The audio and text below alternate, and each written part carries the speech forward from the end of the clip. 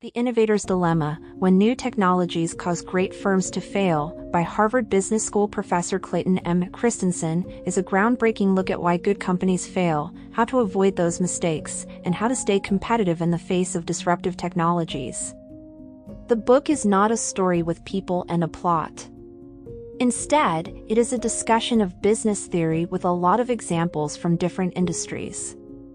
Its main feature is innovation, and Christensen talks about the paradoxical idea that good management practices are important for the success of existing businesses, but they are often insufficient or even harmful when dealing with disruptive technologies. The most important thing to know about the innovator's dilemma is the difference between sustaining technologies and disruptive technologies. Sustaining technologies are those that make existing goods work better and better meet the needs of high-end customers.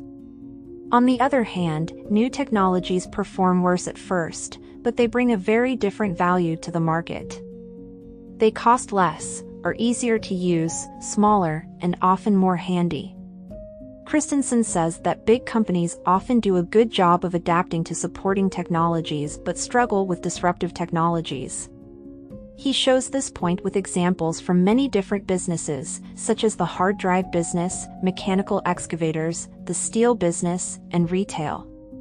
Through these examples, the book paints a picture of successful companies whose resources, methods, and values are finely tuned to do well in stable markets but aren't ready to deal with the chaos that disruptive technologies bring. Christensen's in-depth look at the disk drive business is a key part of the book. This case study becomes the basis of his thesis, which is that companies fail not because they made bad decisions but because they made choices that seemed right at the time. This conflict is at the heart of the book The Innovator's Dilemma. When the rules of the game change, the methods that made a company successful can be the ones that bring it down. The theory is further developed by the idea that companies that are already successful tend to avoid disruptive technologies until they start to appeal to their main customers. At that point, it is hard for the company that is already successful to catch up. This problem is made worse by the fact that companies put profit over growth, ignore smaller markets, and focus on what customers want right now instead of what they might want in the future. Christensen breaks down these ideas into a driving principle that could help businesses avoid falling into the innovator's dilemma trap. He says that established companies shouldn't use disruptive technologies in their current markets.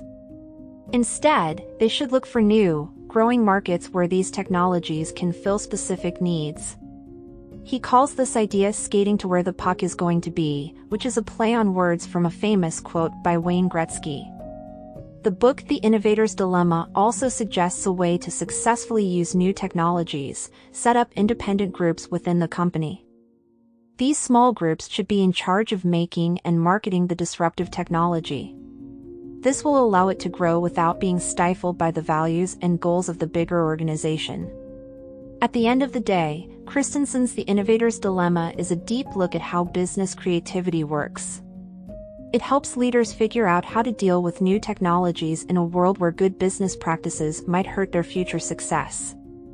Its main point is that companies can turn disruptive threats into game-changing opportunities if they understand and predict the paths of technology progress and use flexible and forward-looking strategies.